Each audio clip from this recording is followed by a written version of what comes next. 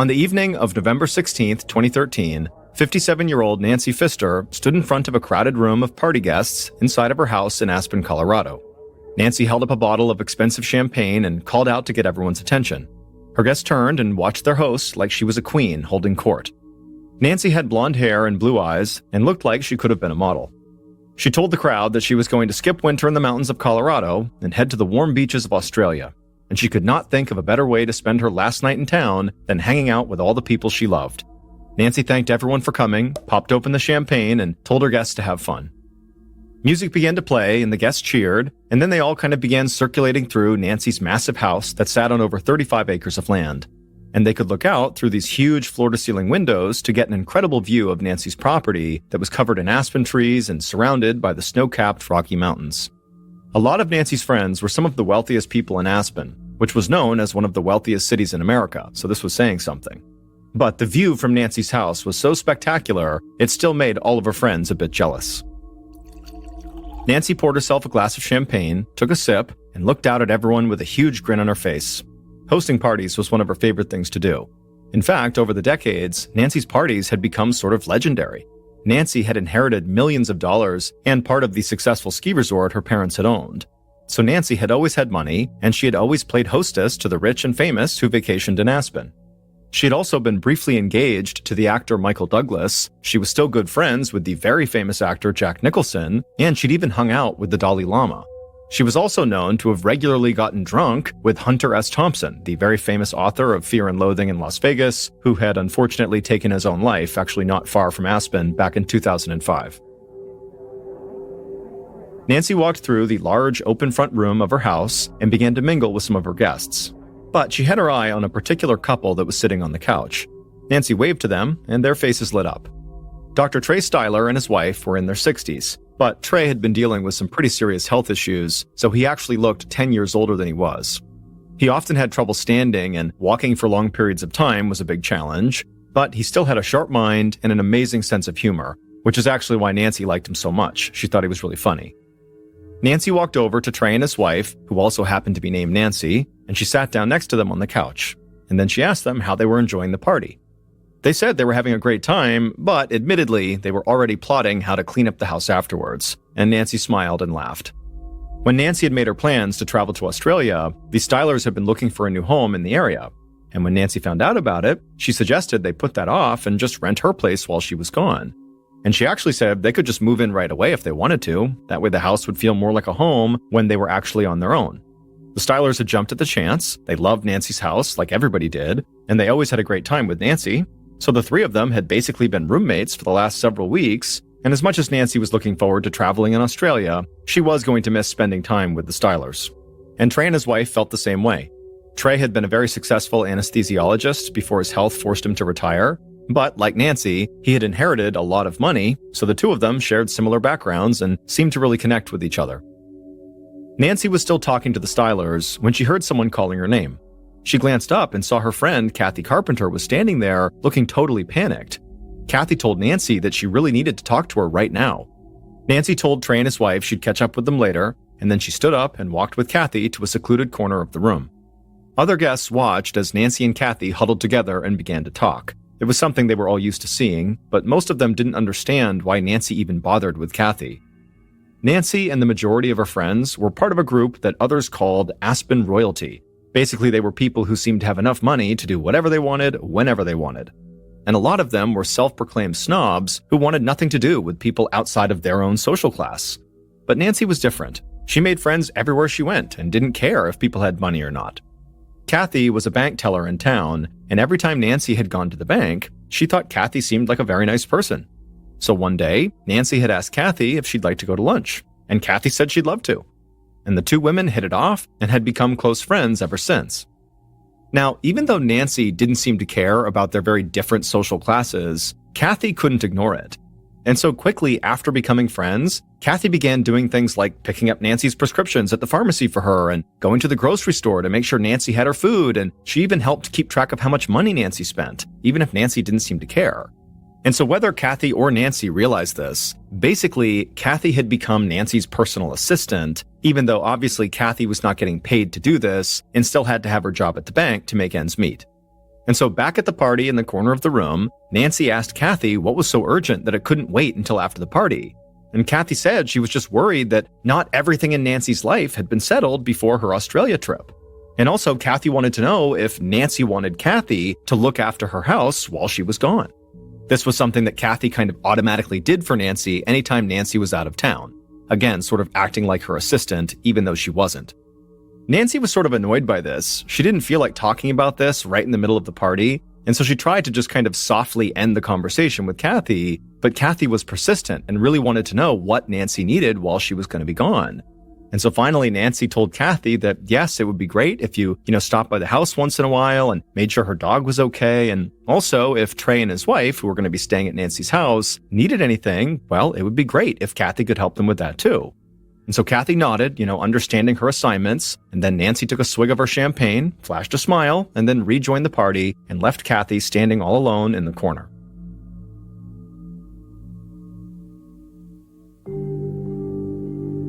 Three months later, on the morning of February 22nd, 2014, Kathy opened up Nancy's front door with her own key. She walked into the front room, and she found Dr. Trey Styler and his wife waiting for her. Trey sat in a wheelchair with a couple of suitcases at his side, and Nancy's dog was laying at his feet. Over the past few months, Trey's health problems had only gotten worse, and he was really struggling to walk a lot of the time. Kathy looked frazzled, like she often did, and she asked the Stylers if they had everything and if they were ready to go. A few days earlier, Nancy had emailed Kathy to say she was coming home from Australia. When Nancy had left, she actually had not set a return date, at least not officially, but now this email served as letting people know she was coming back home. And so Kathy wanted to make sure everything in the house was perfect for Nancy when she got home, and that meant making sure Nancy had the house to herself. So Kathy had informed the Stylers that they needed to get out of the house and take all their belongings with them so she could straighten up before Nancy got there. In the front room, Trey leaned down, grabbed one of the suitcases, and put it on his lap. Trey's wife grabbed the other suitcase and told Kathy they were ready to go. But she said they were leaving a few things behind that they would want to come back to get. Kathy suddenly was panicked and said they really needed to make sure everything was out of the house. But in a calm, steady voice, Trey told her that everything was fine. He reminded Kathy that they had been paying rent on the house. They were not just guests here. They didn't want to cause any problems, but they were sure Nancy would be okay with having some of their things still in the house just for a few more days. Then Trey pushed himself through the room towards the front door, and his wife and Kathy followed. They made it outside, and right away Trey began to shiver. The sun was shining, but there was snow on the ground, and it was only about 25 degrees Fahrenheit, so right below freezing. Trey had also lost quite a bit of weight recently, which contributed to him feeling cold. His wife helped him into Kathy's car and then put his wheelchair and their suitcases in the trunk. Then Kathy hopped in the driver's seat and drove the couple a few miles away to the hotel where they were going to stay until their new house was ready. And then after dropping the couple off, Kathy headed back to Nancy's. That evening, Kathy drove to the airport with Nancy's dog in the back seat. She knew Nancy would be thrilled to see him as soon as she landed. A little later, after flying for almost 24 hours and experiencing a massive 16-hour time change, Nancy finally stepped off the plane in Colorado. She somehow felt exhausted, but also completely wired, and she really had no idea what day it was. Kathy met Nancy at the baggage claim and helped her get everything over to the car. Nancy climbed into the back seat, and her dog jumped on her and licked her face. Nancy was glad to be back. When they got back to Nancy's house that evening, even though Nancy was dealing with major jet lag and felt totally exhausted, no matter what she tried, she couldn't fall asleep.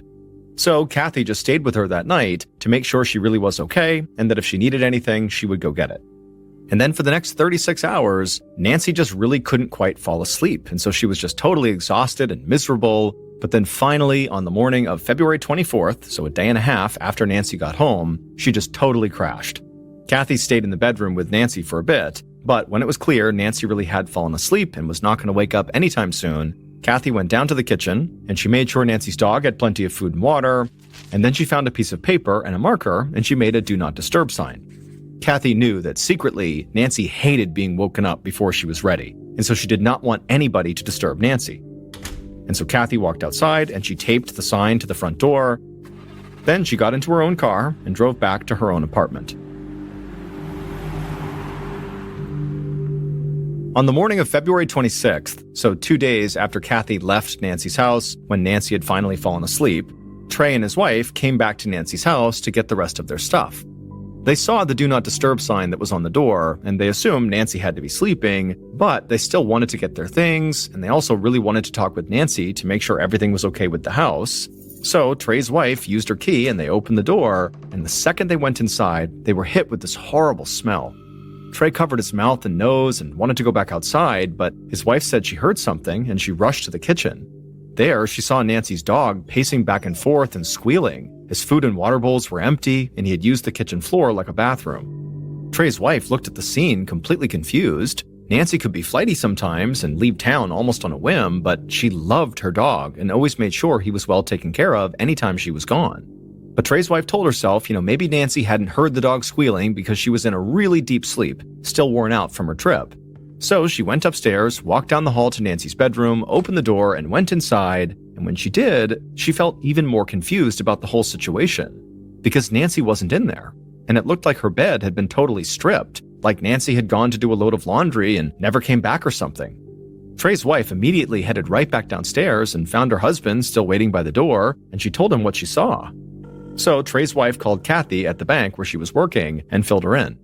When Kathy heard what was going on, she said this all sounded really strange because Nancy had been sleeping when she left the house, and Kathy had made sure the dog had plenty of food and water. So did this mean Nancy hadn't checked on the dog in over 2 days? Trey's wife said she would clean it all up, take the dog out, and make sure he was okay and fed before she left, but she was worried about Nancy. Kathy said she felt the same way. So she hung up and called Nancy, but it went straight to voicemail. So she sent Nancy several text messages and also an email. But by 5:30 p.m., when Kathy got off work, she still hadn't heard anything from Nancy. So she drove straight to Nancy's house. A few minutes later, Kathy arrived at Nancy's. She first checked on the dog and then went upstairs to Nancy's bedroom. And when she went inside, she saw the bed was stripped, just like Trey's wife had said. Kathy walked about 15 feet across Nancy's bedroom to a large walk-in closet. Now, this closet was bigger than a lot of people's bedrooms, and Nancy had actually converted it into a meditation room. She had hung Tibetan prayer flags on the wall and filled it with candles and personal keepsakes. Kathy knew that Nancy did not like anyone going in that closet, but she knew she had to go in because she had to find Nancy. And so Kathy first knocked on the door of this meditation room, but it was silent inside. So she eventually reached down and grabbed the doorknob, but when she turned it, she felt that it was locked, and Nancy's key to the closet was nowhere to be found. So Kathy ultimately walked back downstairs, went outside, got in her car, and sped back to her apartment, and there she grabbed her duplicate key to Nancy's walk-in closet that Kathy kept on its own keychain, and then with the key in hand, she drove back to Nancy's house. At about 5:45 p.m., Kathy walked into Nancy's bedroom again, and this time she saw something she'd overlooked. There was a small splash of blood on the headboard of the bed, and when she saw this, Kathy began to shake. Then Kathy slowly turned towards the meditation room, the walk-in closet, and she began walking in that direction. And when she got there with shaking hands, she used her key and opened the door. And when she looked inside, at first, it looked like the way it always did, with all the different keepsakes and the flags and the candles. But right as Kathy was about to leave, she noticed something on the ground. And when she looked more closely, she began to scream. Kathy immediately grabbed her phone and dialed 911. And when the operator answered, Kathy could barely speak. She was basically hyperventilating. But finally, she did manage to shout that her friend, Nancy Pfister, was dead inside of her closet, and she was sure Nancy had been murdered.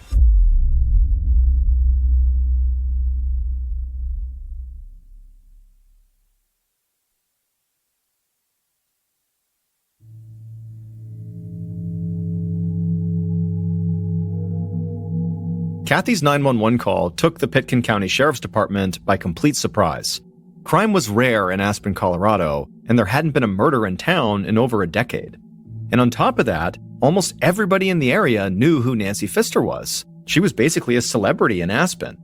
If Nancy really had been murdered, the county police knew this would be their highest profile case in a very long time. So they immediately reached out to the state police and the district attorney's office for help. And not long after that, an investigator with the DA's office named Lisa Miller parked her car in the long driveway in front of Nancy's house and stepped outside. Investigator Miller was tall with light brown hair, and she was wearing a gray wool overcoat and dark sunglasses. Miller had a reputation for being a staunch advocate for victims and for being very straightforward when dealing with suspects. From where she was standing, Miller looked around and saw all the huge aspen trees spreading out across Nancy's huge property, and she was also able to look inside of Nancy's house through her large front windows, and it was beautiful inside. And so Miller thought, this is like one of the most beautiful places she'd ever seen if it wasn't for the fact that county police officers were stretching crime scene tape all across the yard. Miller saw a couple of deputies talking with Kathy a few feet from Nancy's front door, and she also saw Sheriff Joey DeSalvo standing nearby with Nancy's dog. Miller waved to DeSalvo and walked over to him. She asked him if he had seen the body yet, but DeSalvo just shook his head and Miller could tell he was on the verge of tears. DeSalvo said Nancy was a good friend of his. Before he was sheriff, he'd had a bit of a wild side, and actually he and Nancy used to party together. And he also said that he was the one who'd been called in to deal with Hunter S. Thompson's body after the writer had killed himself, and seeing someone he knew covered in blood like that had haunted DeSalvo for years, so he couldn't bring himself to go look at Nancy's body. Miller said she understood and just told him that he would need to tell her everything he knew. DeSalvo nodded and said that Kathy, the friend of Nancy's who had found the body and called 911, had told him that when she went into the bedroom closet, she had found her friend's body on the floor. Nancy's body was wrapped up in some sheets and a carpet, and her hair was matted with blood. That's about all he knew as far as the body was concerned. But there was one more thing that Kathy had told him. Kathy said that she had noticed some of Nancy's pill bottles were missing from her bathroom. Miller thanked DeSalvo, slipped on a pair of gloves, and then walked inside the house with one of the sheriff's deputies. Miller and the deputy headed upstairs and walked directly into Nancy's bedroom. They noticed the bed was stripped, and they saw blood on the headboard. Then they stepped into the closet that had been turned into a meditation room and looked down at the floor. But for a second, they both just stood there confused, because it just looked like there was a blanket and a pile of sheets laying there. And so Miller crouched down, and it wasn't until she was right over the blanket and sheets that she could tell they were actually wrapped around something. Miller kept staring at the pile for a second, and then she asked the deputy if Kathy had mentioned moving the blanket or touching it in some way. But the deputy said, according to Kathy, she had not touched anything in the closet. This made no sense to Miller, because at this moment, it was really impossible to tell if what was wrapped up inside of these sheets and this carpet was actually Nancy Pfister's body. And Miller definitely couldn't see any blonde hair matted with blood nearby like Kathy claimed to have seen inside of this closet. Miller nodded to the deputy, and so he crouched down, and together, they began to unwrap the blanket and the sheets. And as they did, they heard a strange sound, like the sheets were rubbing against something plastic. And then finally, once they had unspooled the bedding, they tossed it aside, and what they were left with was blood-stained trash bags wrapped around a dead body. Miller began to remove the trash bag covering the victim's head, and this is when she saw blonde hair matted with blood, just like Kathy had said. Miller finally pulled the trash bag all the way away, revealing the victim's face, and immediately the deputy lowered his head and told Miller that that was definitely Nancy Pfister. Miller wanted to wait for the state forensics team to arrive before handling the body anymore, so she and the deputy stepped out of the closet and began to search the rest of the house. But during the search, Miller didn't find any signs of forced entry or of a robbery. I mean, expensive paintings still hung on the wall, and Nancy's electronics and computer were plainly visible but looked untouched. And so Miller headed back outside into the cold winter air, and she saw Kathy, so she walked over to her and introduced herself, and she told Kathy they would need to talk at length at some point. But for now, Miller said she only had one question. Had Kathy touched the blanket or the sheets on the floor inside of that closet? Kathy shook her head and said no. She said she really had not touched anything in the closet, and as soon as she saw her friend's body on the floor, she called 911. And so Miller thanked her and went back inside of Nancy's house. Not long after Miller's initial sweep of the house, state forensics officers arrived on the scene. They followed Miller to Nancy's bedroom and began searching for prints, and they also took a sample from the blood spatter on the headboard. Then they flipped over the mattress and found several large bloodstains on it. After that, the officers went into the closet and began to do a thorough search of the body. All the while, Miller kept looking back and forth between the closet and the bed. The bloodstains on the headboard and the mattress made it seem like Nancy had been attacked in bed and then dragged, 15 feet or so across the room to the closet. The killer had also flipped the mattress over to try to hide the bloodstains and then clearly wrapped the body up in bedding and trash bags. And this was not an easy task. Just moving Nancy's body around would have been heavy and cumbersome, and there were so many steps the killer had to complete before leaving the house. And so as a result, Miller knew the killer would have needed a lot of time after killing Nancy, and also a lot of strength to pull this off. Or the killer would have needed a partner. And so Miller thanked the forensics officers and headed back downstairs, and she was still taking in everything she'd seen and heard, but at this point, she was sure about one thing. Kathy had lied to the police, because Nancy's body was not visible inside of the closet. And so if Kathy said she had seen her friend's blonde hair matted with blood, that meant either she did move the blankets and the carpet, and that's how she saw it, and then covered it back up, or Kathy just knew Nancy's hair was matted with blood because Kathy had killed her or had assisted in killing her.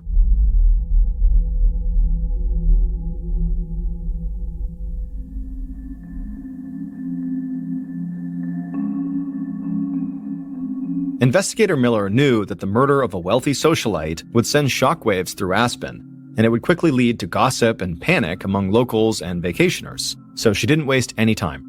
Not long after Miller searched Nancy's house, she told Kathy to come down to the sheriff's station to meet with her and county and state police investigators. That day, Kathy stepped into the small interview room at the station. Kathy was average height with long brown hair, and she wore jeans and a red sweatshirt. And she looked very upset from the moment she sat down directly across from Miller. Miller spoke calmly and quietly.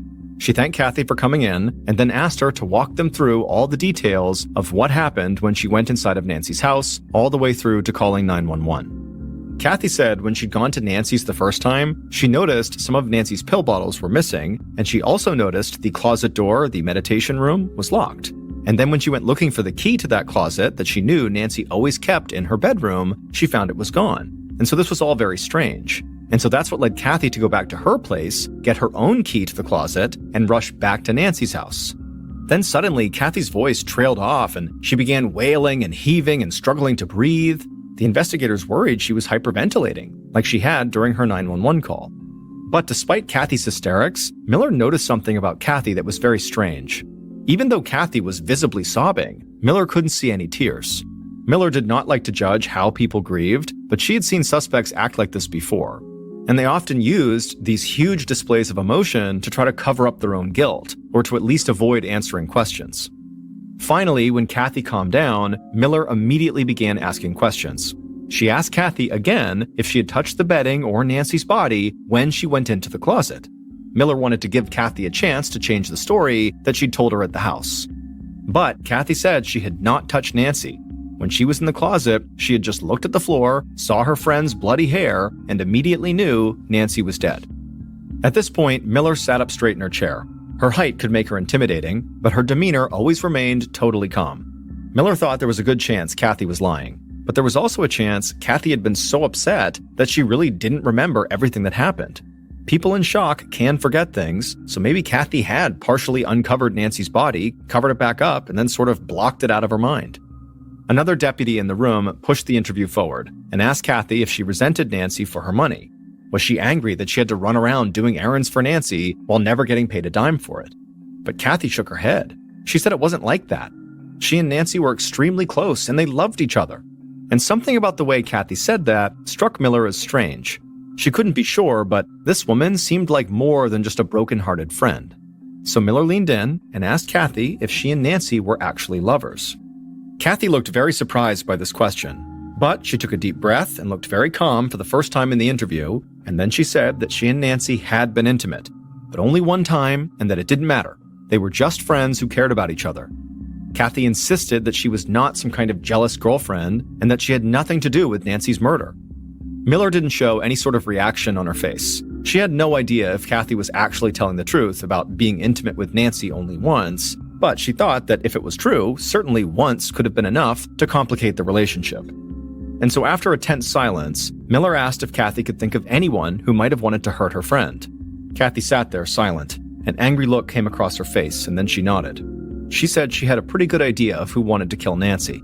It was Dr. Trey Styler and his wife. After the interview with Kathy, investigator Miller thought that Kathy was either directly involved with the murder or just knew more than she was letting on. Kathy had easy access to Nancy's house and a key to the walk-in closet where Nancy had been found. Kathy also had a sexual relationship with Nancy at least one time, and she seemed to know details about the body that only the killer would know. But all the evidence pointing at Kathy was still circumstantial, so for the time, police let her go home. Soon after Kathy left, county officers located Trey and his wife at the hotel where they were staying, and they asked them to come to the station. When Trey walked into the interview room for his interview, Miller was taken aback by how frail this man looked. He clearly struggled to walk, and he was extremely underweight for his height. This just was not a guy with the physical strength to murder Nancy, then wrap her up, drag her to the closet, and then flip over a mattress. It just was not possible. But Kathy, in her interview, really seemed to think that Trey and his wife were capable of killing Nancy and had wanted to kill Nancy, so Miller began by asking Trey about his relationship with Nancy and his time living alone inside of her house. Trey would admit that Nancy could be very difficult to deal with as a landlord. She was terrible at keeping records and often thought she was owed money that she had already been paid. But Trey had said that working with Kathy and Nancy's attorney had made things a lot easier, so any issues he might have had with renting the house always got worked out. When Trey's wife had her interview, she basically said the same thing as her husband. And even though she was not frail like her husband, investigators did not think this slight woman in her mid-60s could have physically carried out the murder on her own either.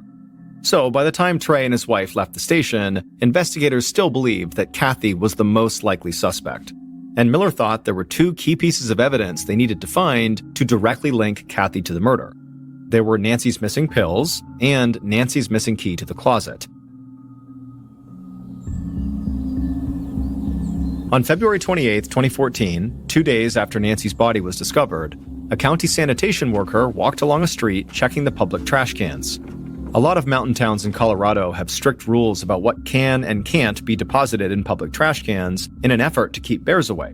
And so sanitation workers literally check the trash cans to make sure these rules are being followed. And so this worker opened a trash can out in front of some shops, and right away something caught his eye. In an open bag, he saw several pill bottles. This type of personal trash was not going to attract bears, but it was still not allowed in public trash cans. So he leaned in to grab the bag, and when he got closer, he saw the name on the bottles, Nancy Pfister. Like everybody in the area, the worker knew about Nancy's murder, so he immediately contacted the sheriff's department. Investigator Miller got word that the missing pills had been found, and she couldn't believe her luck. It was like a prayer had been answered. Then, the following day, a man was walking down the sidewalk not far from where the pills had been found, and he saw something on the ground, glinting in the sunlight. He bent down and saw it was a key, and there was a tag on the keychain that said Owner's Closet. He picked it up and handed it over to a county police officer who was parked nearby. And back at the sheriff's department, it did not take long for officers to realize that this key was the missing key to Nancy's meditation room. And so investigators started to feel like they must have a guardian angel or something. In the span of 2 days, 2 random people had located key pieces of evidence that helped break the case wide open. Because the locations where the key and the pill bottles had been found made it pretty clear who had gotten rid of them. So, over the next couple of weeks, investigators followed up on the evidence, shored up their case, and then made an arrest. Then, about 3 months later, in June, Investigator Miller, along with officers from the county and state police, sat in an interview room and listened to the killer's full confession.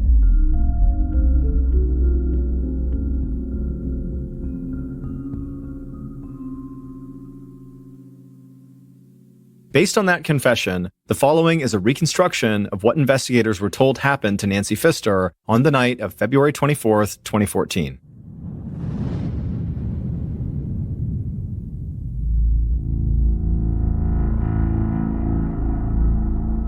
That night, the killer stood at the bottom of Nancy's stairs inside of her house, holding several trash bags and an electrical cord in one gloved hand and a hammer in the other.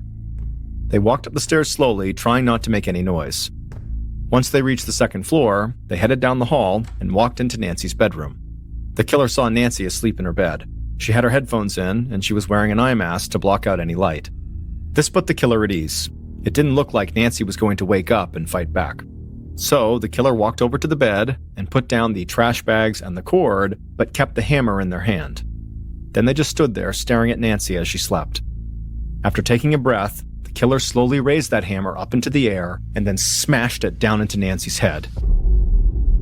The killer felt Nancy's skull crack, but they immediately raised the hammer again and kept swinging it down at her head and face. As they did, blood splashed against the headboard and ran down into the mattress. Eventually, the killer stopped their frenzied attack and lowered the hammer, and then stared down at Nancy's now dead body. Then they dropped the hammer onto the trash bags, and then took the top blanket off the bed and placed it on the floor, Then the killer quickly pulled the bloody sheets off the bed and threw those on top of Nancy's body, and then they grabbed the corners of the blanket and began to drag the blanket with Nancy on top of it over to the walk-in closet. When they reached the closet, the killer noticed Nancy's key was sticking out of the lock on the closet door. So they dropped the blanket, used the key to open the door, and then dragged Nancy inside the closet. Then they ran back into the bedroom, grabbed the trash bags, and went back into the closet. There, the killer crouched down and wrapped Nancy's head in one of the bags. They cinched it tight around her neck using the electrical cord. Then they also wrapped up her torso and her legs with the other trash bags. Once they were satisfied, the killer also wrapped Nancy in her own bed sheets, as well as her own blanket, and then left her right in the middle of the closet. The killer stood up and looked down at the floor where Nancy was, and to them, it was barely even noticeable that a body was under all those layers. So they stepped out of the closet, closed and locked the door, and pocketed Nancy's key. Then they went back to Nancy's bed and flipped it over so the blood wouldn't show. Then the killer went into the bathroom and took a few pill bottles from the counter. They figured this might make it look like Nancy had just taken off for a few days. Finally, the killer headed downstairs, carrying the hammer and the pills in their hands, and as they exited the house, they could hear the sound of Nancy's dog barking in the kitchen. But they didn't care. They just rushed out to their car, hopped inside, and drove a few miles away to the hotel where they were staying. In the days following Nancy's murder, investigators came to believe that Kathy was involved, because it looked like she had lied, and because she knew details that she could not have seen without handling the body. But then, police received those two key pieces of missing evidence, Nancy's pill bottles and her closet key, and they were both found right near the hotel where Trey and his wife were staying. And when investigators followed up with them, they discovered that Trey and his wife's relationship with Nancy had actually totally fallen apart while Nancy was in Australia. Nancy was not just absent-minded when it came to getting her rent like Trey had suggested. Instead, she was aggressive and kind of a bully. She wanted the Stylers to pay several months' rent, which was over $13,000, in cash all at once. But Trey insisted that was not what they had agreed to, and his medical bills were draining his savings, so paying that all at once really was not an option. Over the course of Nancy's trip, both parties got their attorneys involved and started accusing the others of trying to rip them off. So by the time Nancy finally flew back to Colorado, Trey and his wife had made it clear they were very, very angry at her. In fact, they had told Kathy on several occasions that they wished Nancy was dead. And it would turn out, Kathy had basically said the same thing to the Stylers. She also seemed fed up with Nancy, specifically the demands Nancy kept putting on her. And she said there was a dark and cruel side to Nancy that really only people close to her saw. Her public perception is she was not this snobby, awful person, but, behind closed doors, at least to Kathy and to the Stylers, she was. When investigators learned all of this, they no longer believed Trey and his wife were innocent. But they also didn't believe that this couple was physically capable of committing this murder without help. So investigators became convinced that the Stylers and Kathy had killed Nancy together. And in March of 2014, police arrested Trey, his wife, and Kathy. But then in June, when all three suspects were behind bars, investigator Miller sat and listened to a full confession. But that confession only came from Trey. He claimed he had planned and carried out the murder all by himself. His wife and Kathy had nothing to do with it. In fact, Trey explained that he'd experienced this insane jolt of adrenaline on the night of the murder, something he had never felt before, that made it feel like he had no health problems. And so he said that was how he was able to kill Nancy with a hammer, drag her body to the closet, and wrap her up in blankets, sheets, and trash bags. And so based on Trey's confession, his wife and Kathy were eventually released from jail. Trey was ultimately sentenced to 20 years in prison, but in 2015, he hanged himself in his cell. After Trey's death, his wife received a $1 million life insurance payout, and she would go on to write a book about Nancy Pfister's murder. To this day, some people involved in this investigation do not believe Trey Styler acted alone, that basically he confessed in order to protect Kathy and his wife. On a warm Nebraska evening in late September 2012, 36-year-old Dave Krupa left work feeling better than he had in weeks. He was thinking about the woman he had met that afternoon in the auto body shop where he worked. Dave had been helping another customer when this woman arrived, but as soon as he saw her, he completely forgot about what he was doing and just stared. Her name was Carrie Farber. She was 5'7" tall. She was slender and tanned with light brown hair, and she had hazel eyes and a dazzling smile. Dave had suddenly felt like he was right back in high school, all thumbs as he handed change to the customer standing in front of her. Then Carrie stepped to the counter, gave Dave a friendly nod, and told him her black Ford Explorer needed some minor but immediate maintenance work. As they arranged for Carrie to bring her car right then into the service area, Dave had felt an instant sense of ease and attraction between the two of them. The last 6 months had been difficult for Dave, and unexpected moments like this one were very welcome. Dave had moved to Omaha, Nebraska from his home state of Iowa 5 months earlier in April after he and his longtime girlfriend Amy had both agreed it was time to end their 10-year-long relationship. And once he had arrived in Nebraska, he'd been offered a manager job at this Hyatt Tire auto body shop. The oldest of 3 brothers born to deeply religious Southern Baptist parents, Dave had worked hard at being a good boyfriend and provider and a great dad.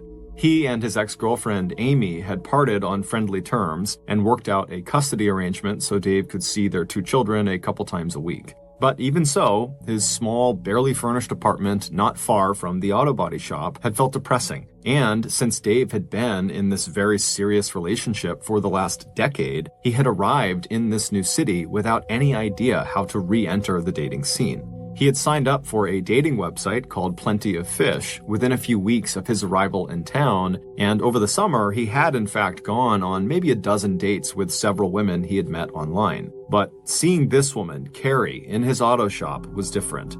It was the first time in a long time Dave had met someone the old-fashioned way, through a chance in-person encounter rather than by surfing pictures and descriptions posted on the Plenty of Fish website. Now, as Dave walked away from the auto shop over to where his car was parked in the lot to head home for the night, he wished that he had just asked Carrie out on a date when he had a chance to earlier in the day. But at the same time, he thought to himself, it would have been unprofessional or maybe even inappropriate for him to be asking a customer out. And after all, maybe he had just imagined that the attraction he had felt was mutual. Dave climbed into his car, turned the key, and started up the engine.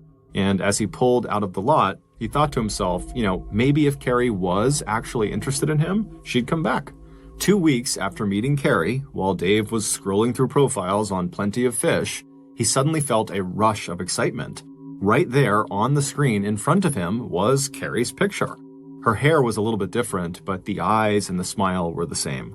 She was 37 years old, and she lived an hour away in her hometown of Macedonia, Iowa, and she worked at a computer programming company in Omaha, just a block from Dave's apartment.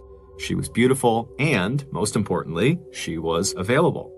Dave remembered that sense of mutual attraction he believed they had felt in the auto body shop, and so he typed out a message. "Hey, I know you." He waited for a minute, then kept on scrolling through other profiles, but he wasn't really looking anymore. He was just hoping to hear the ping of an incoming reply. And he didn't have to wait long. "Hey," her text to him read, "I know you too."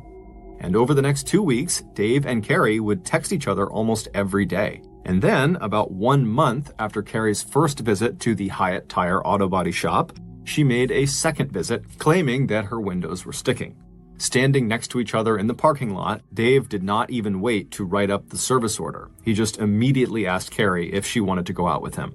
Carrie said yes, and the next evening, Carrie and Dave were sitting across from each other at the Applebee's Bar and Grill at the Omaha Oakview Mall. And it was great. It was clear that both Carrie and Dave had been thinking about each other over the past month. And now that they were together, Dave found Carrie not only beautiful, but very smart and funny as well. For her part, Carrie found Dave, a former football player who had also served in the National Guard before getting his associate's degree in automotive engineering, attractive and engaging. Carrie liked that Dave was a down-to-earth blue-collar guy who worked with his hands. They were also both single parents who were very involved with their children. They both liked to read and talk about books, they both had busy jobs, and neither of them wanted to take life too seriously. A few hours later, Carrie and Dave walked into Dave's apartment, the air between them electric, but before they could even settle in together on the couch, they jumped when they heard the sound of someone knocking on the door.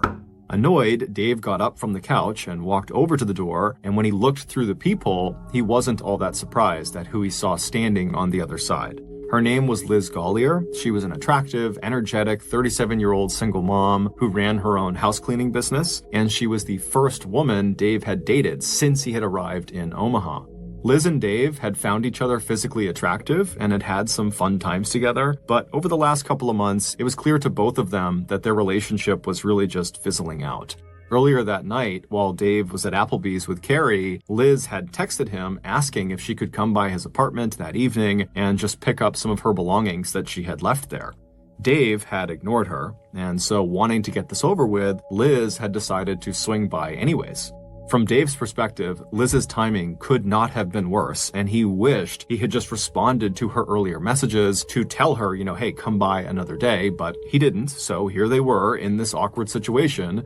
Before opening the door, Dave turned and briefly explained the situation to Carrie, who was still on the couch, and Carrie appeared to handle the situation well, and she stood up like she was going to leave. Dave then proceeded to open the door and said hello to Liz, and Liz, who saw Carrie, instantly recognized the situation she had just interrupted, and so she turned red in the face and she apologized, and then she just kind of stood there in the doorway not doing anything. Carrie grabbed her bag and looked over at Dave and said, "Give me a call when you get this sorted out," and then she walked out of his apartment.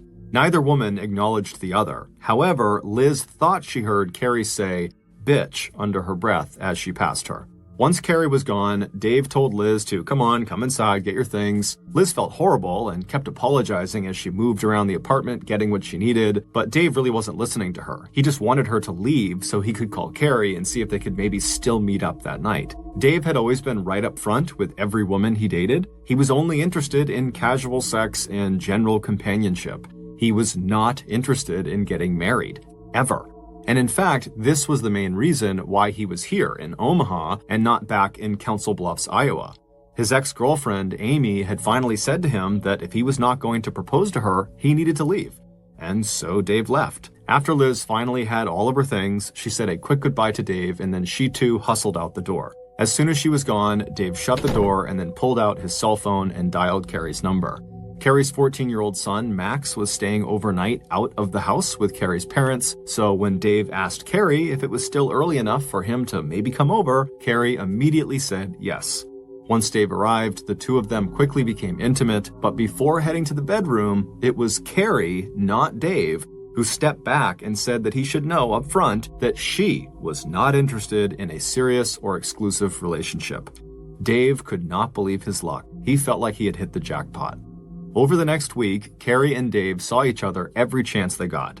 Carrie stopped in at Hyatt Tire, Carrie asked for Dave's help in finding her son a used car, Carrie took Dave thrift shopping and started to upgrade the furnishings in Dave's apartment, replacing his broken-down couch with a comfortable silver love seat. And then, when that week was at an end and Carrie got a big assignment at work, she eagerly accepted Dave's offer to live at his apartment for the following week so she could save 2 hours of commuting time each day. Carrie's son Max would stay with his grandparents.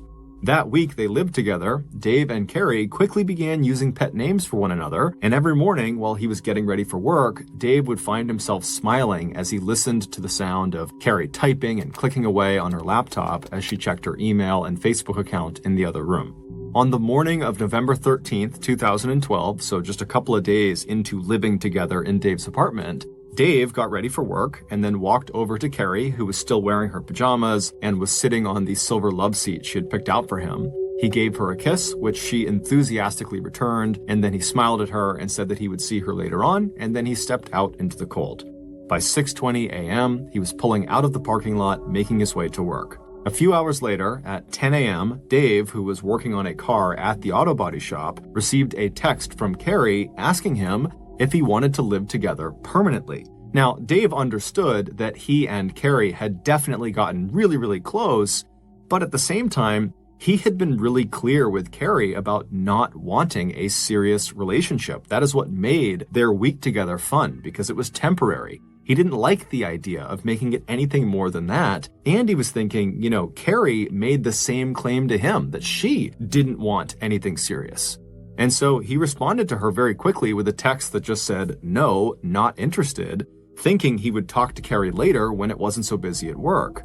But just 20 seconds after sending that response text, Dave received an angry text message from Carrie breaking off the relationship completely. Her text said, "Fine, I hate you. I'm dating someone else and I don't want to see you anymore." And when Dave got home that night, it looked like Carrie had made good on her threat.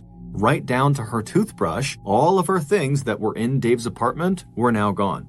Dave was shaken, but it didn't take long for reality to set in. He'd been on dates with other women who had agreed, in theory, to casual, non-exclusive relationships, only to change their minds after a couple of dates. And so this seemed like that type of situation that, Carrie was revealing how she actually felt. And so it wasn't long before Dave's shock gave way to relief. It was probably for the best that this ended now. But it turned out that Carrie was not done with Dave, at least not yet. Within 2 days, Dave's phone started blowing up with texts and emails from Carrie. She may have taken her things out of Dave's apartment, but it was instantly clear that she was not going to leave him alone. At first, the messages were angry and jealous. Carrie hated him. He had ruined her life. He was a terrible person.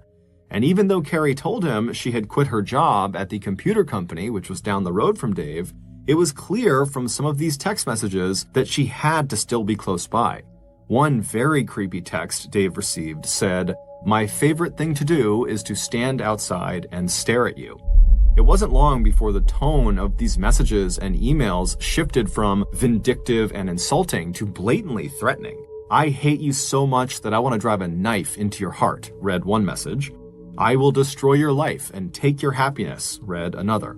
And more of the texts seemed aimed not only at Dave, but also at Liz, the woman who had shown up at Dave's place on the night of Carrie and Dave's first date.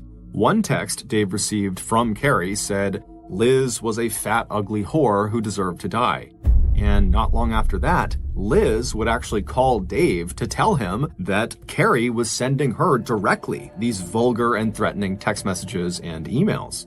Within 2 weeks of the breakup, Dave and Liz were receiving dozens of texts and hang-up calls, as well as 50 or more emails every single day from Carrie.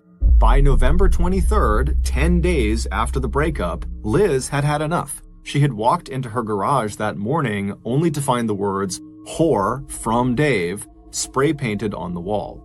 Liz immediately contacted the Omaha Police Department to report the vandalism, along with her suspicion that Carrie Farver was the person behind the property damage, given the harassing messages she and Dave had been receiving. But the police really couldn't do much about it because they couldn't find Carrie.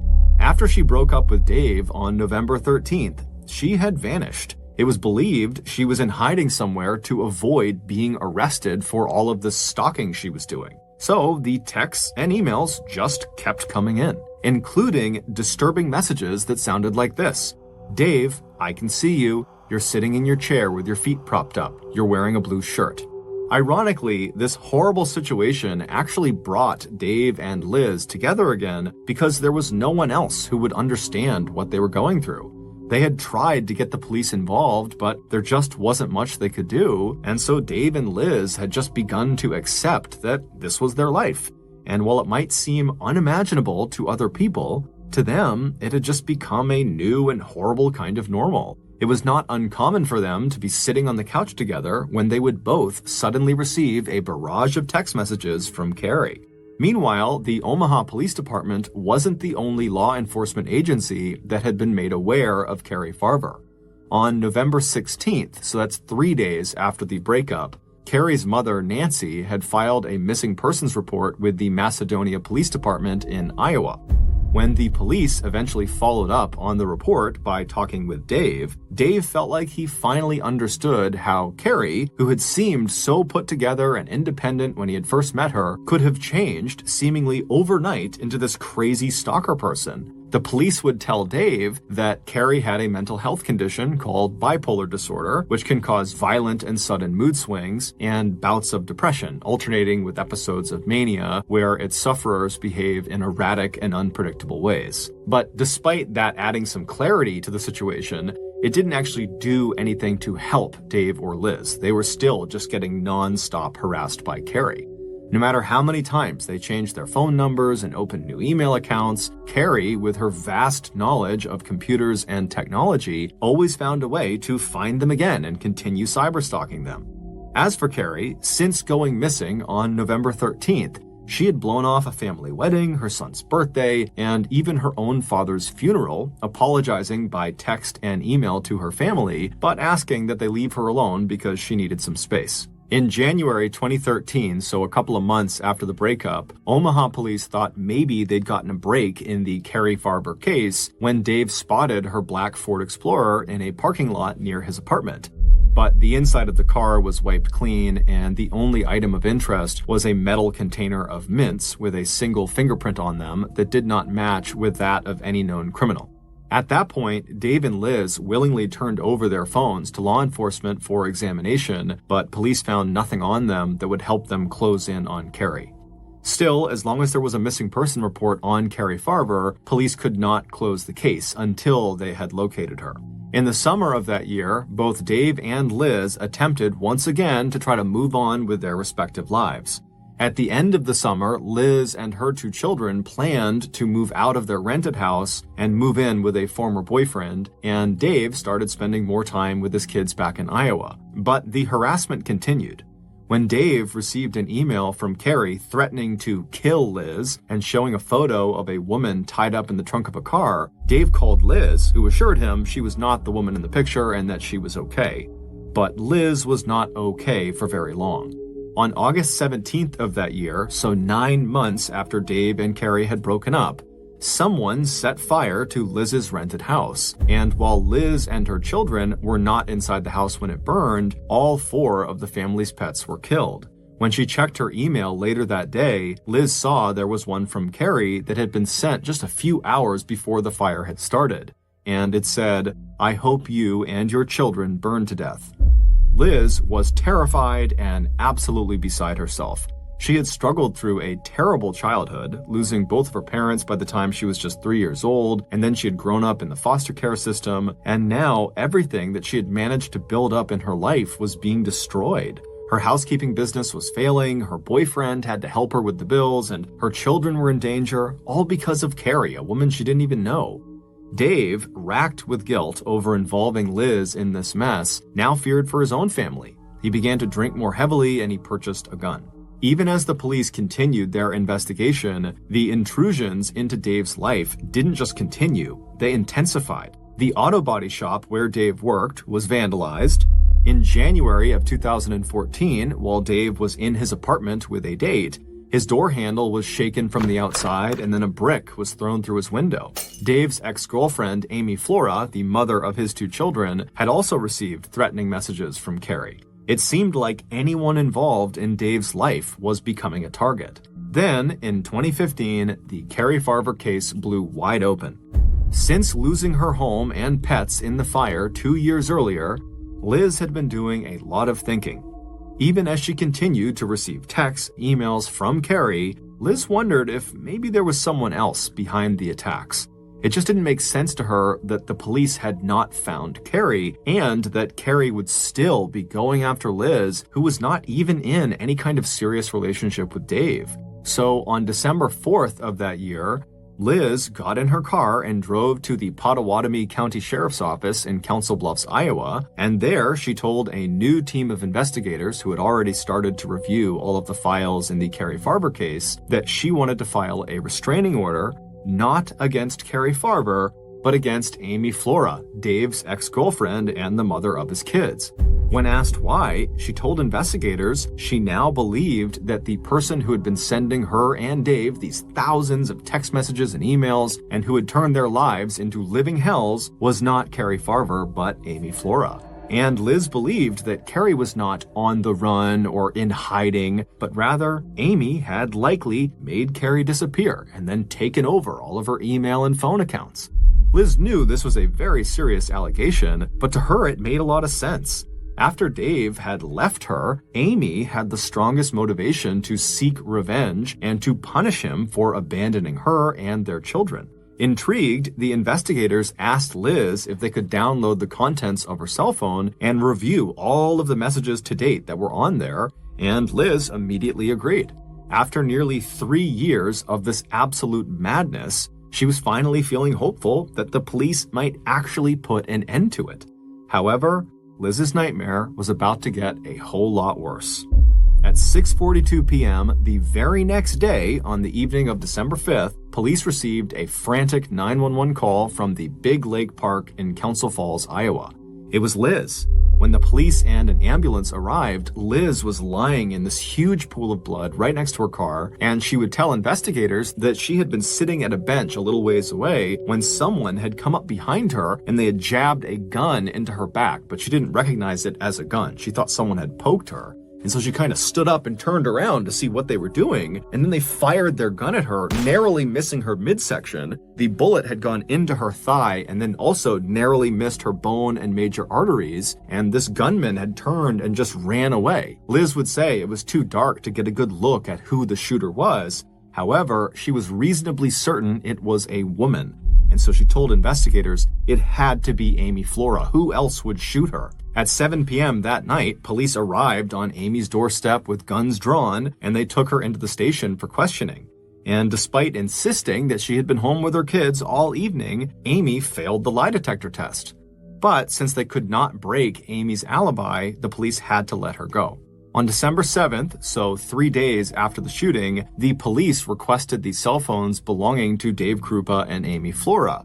And then about 2 weeks later, using that information they had pulled from those phones, amongst other evidence they had collected, the police finally felt like they had reached a conclusion. And so they called Liz into the station, who by now was still very badly hurt from the gunshot wound, but now she was able to walk around on crutches, and they asked her if she'd be willing to help them bring Amy Flora to justice. Like Liz had previously suggested when she went to file a restraining order against Amy, the police now believed that Carrie had in fact been murdered, and her identity then used to perpetrate a 3-year-long campaign of harassment and intimidation against Dave and Liz. But to make the charges stick, they needed incriminating evidence, and they wanted Liz to reach out to Amy via email or text to see if Amy would give up any information. After they promised a terrified Liz that she would have full protection from them, she agreed to help. And sure enough, after only a few email exchanges, Liz got Amy so angry and riled up that she started talking about what she had done, and Liz just forwarded these messages to the police. And in these forwarded messages, Amy admitted to shooting Liz, almost like she was trying to brag about it. And shockingly, Amy also admitted to having killed Carrie, saying that she had died inside of her own black Ford Explorer. And sure enough, a second examination of Carrie's black Ford Explorer would lead investigators to find blood under the seats that belonged to Carrie. Police also found a match for that unknown fingerprint on the metal container of mints that was inside of Carrie's car. With all of this new evidence, it was now crystal clear who had killed Carrie and then relentlessly persecuted Dave and Liz. And that person was not Amy Flora. It was Liz. 8 months later, on December 22nd, 2016, in a case that would make national headlines, police arrested 41-year-old Liz Gollier for first-degree murder in the death of Carrie Farver. Liz was also charged with second-degree arson in the deliberate destruction of her rented house where she lived and where all 4 of her children's pets were burned to death. When investigators had downloaded the contents of cell phones and memory cards belonging to Liz, Dave, and Amy, along with the data from Dave's devices that Liz had access to, all the awful emails and text messages in the last 3 years, more than 60,000 of them, had IP addresses that could all be traced back to Liz. Most incriminating of all were pictures belonging to Liz that appeared to show Carrie's decomposing foot, identifiable because of the distinctive tattoo that was still visible across the bridge of the foot. It would turn out that Liz Gollier's obsession with Dave Krupa began almost immediately after their first date back in late spring of 2012. And by the time she passed Carrie Farver in Dave's apartment doorway during that awkward meeting, Liz knew any chance of a serious relationship with Dave was slipping out of reach. The text that Dave received from Carrie's phone on the morning of November 13th at around 10 a.m. about wanting to move in together permanently, and every harassing and threatening text, email, and suspicious phone call that he, Amy, and Carrie's family would receive over the next 3.5 years would all be the work of Liz Gollier. Using more than 30 different imposter email accounts, along with an app that allowed her to schedule the release of texts and emails so they arrived while she was actually with Dave, prosecutors estimated that Liz would eventually spend 40 to 50 hours every week impersonating Carrie Farver and using Carrie's own Facebook account to create the illusion that Carrie was in fact still alive. The ongoing drama would force Dave to reach out to Liz, and every time he began to pull away, she would just ratchet up the pressure and guilt Dave for bringing Carrie into Liz's life, first with acts of vandalism like spray painting her own garage wall, and later with more violent attacks, setting fire to her own home, throwing a brick through Dave's apartment window, vandalizing the auto store, and then finally shooting herself in the leg. When Dave showed a renewed interest in his ex-girlfriend, Amy, and told Liz he planned to move back in with her in 2016, Liz made a last-ditch attempt to derail that romance and divert attention by framing Amy for the crimes Liz herself had committed. But by late 2015, Liz would get hopelessly entangled in her own lies. By the time she walked into the police station to ask for a restraining order against Amy, police already completely suspected Liz, who seemed way too involved in every aspect of the Carrie Farver case. Even though Amy had failed the lie detector test when she was questioned about shooting Liz, Amy was actually never a serious suspect, and her alibi was unbreakable. But by pretending to ask for Liz's help in incriminating Amy, police were able to push Liz into revealing her own deceptions. Although Carrie's body was never found, the evidence and testimony presented by prosecutors at Liz Gollier's trial paint a sad and grisly picture of Carrie Farver's last moments. 3 years earlier, after Dave had kissed Carrie goodbye and stepped out into the cold morning air of November 13th, 2012, Carrie would finish her coffee, close up her laptop, and get herself ready for work. Once she was ready, she too stepped out into the cold morning air to head into her office. And when Carrie got into her black Ford Explorer in the parking lot, Liz Gollier, who likely had been hiding and waiting nearby, just waiting for Carrie to come outside, rushed over to her vehicle and somehow convinced Carrie to let her get inside with her. And then shortly after Liz was in the passenger seat, she pulled out a knife and reached across the center console and stabbed Carrie repeatedly in the stomach, at least 3 or 4 times. It's believed Carrie knew she was going to die and began pleading with Liz to allow her to call her family to at least say goodbye. But Liz just said no and restrained her until she bled to death. Afterward, Liz took Carrie's keys and went into Dave's apartment and took all of Carrie's things out so it would look like she had left him, and then Liz drove Carrie's car, with Carrie's body inside of it, to some unknown location where she pulled Carrie's body out, burned it, and then disposed of it in a dumpster. Then Liz wiped Carrie's car down to remove any evidence. However, she didn't realize she had left lots of Carrie's blood underneath the seats, as well as her own fingerprint on that mint can. Liz Gollier is currently serving a life sentence at the Nebraska Correctional Center for Women, 107 miles southwest of Omaha, where she first met Dave Krupa. Thank you for listening to the MrBallen Podcast. If you got something out of this episode and you haven't done this already, please offer to buy the 5-star review button a 20-piece chicken nugget from McDonald's, but only give them 1 half-used ranch dipping sauce to go with it.